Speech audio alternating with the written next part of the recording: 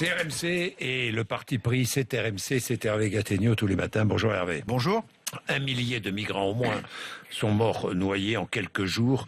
Je donnais le chiffre tout à l'heure. 1 migrant meurt toutes les 2 heures en moyenne en Méditerranée tout au long de l'année. Voilà. Comment faire pour empêcher de tels drames? Votre parti pris ce matin en Méditerranée, l'Europe a 3 jours pour éviter son propre naufrage. Que voulez-vous dire? Les chefs d'État et de gouvernement européens vont se retrouver jeudi à Bruxelles pour un sommet extraordinaire. Ce qui serait extraordinaire, c'est qu'il en sorte de vraies solutions. Parce que le problème, vous l'avez dit et redit, le problème il ne date pas d'hier et on ne fait rien pour le régler. Donc c'est une catastrophe humanitaire révoltante qui se double d'un désastre politique.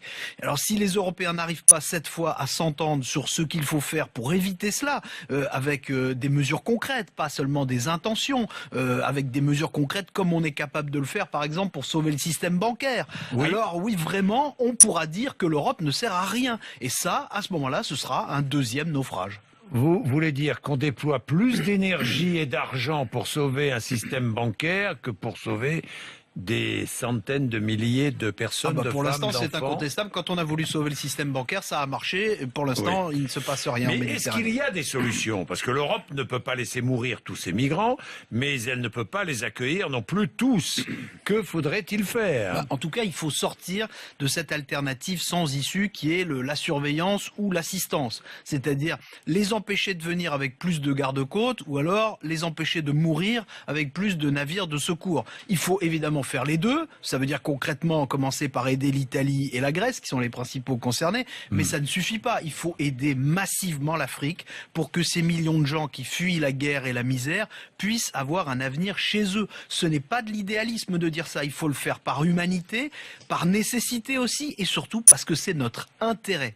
Oui. L'Afrique, c'est le dernier grand marché du monde qui reste à développer. En aidant ces pays à s'équiper, à s'enrichir, on travaille aussi pour nous, il faut le dire et le répéter. Beaucoup d'Africains pensent aujourd'hui que leur avenir est en Europe. La réalité, c'est que c'est l'avenir de l'Europe qui se joue en grande partie en Afrique. Et nous avons pris du retard, les Chinois, les Indiens, les Américains aussi nous commencent à nous devancer sur place. Les Chinois, les Indiens, c'est déjà fait. Enfin bon, avec le recul, on peut aussi dire que c'est l'intervention occidentale en Libye, notamment, mais pas qu'en Libye, en Irak avant ou en Afghanistan, qui a provoqué ce chaos, notamment en Libye, conduite par la France. Est-ce que nous ne sommes pas en partie responsables de ce drame? Les conséquences obligent à dire que oui, on a très mal géré ou pas géré du tout l'après-Kadhafi et que l'explosion de la Libye a fait sauter les digues de l'immigration. Mais la position selon laquelle on aurait mieux fait de ne pas intervenir est la moins défendable de toutes. Considérer qu'avec la dictature, les frontières étaient mieux gardées et que donc il fallait rien faire, ça, ce serait d'un cynisme incroyable. À ce compte-là, on pourrait aussi décider de ne pas s'émouvoir du tout devant tous ces bateaux qui chavirent en ce moment. Si les Occidentaux n'étaient pas intervenus en Libye, il faut rappeler que Kadhafi promettait à son peuple des rivières de sang.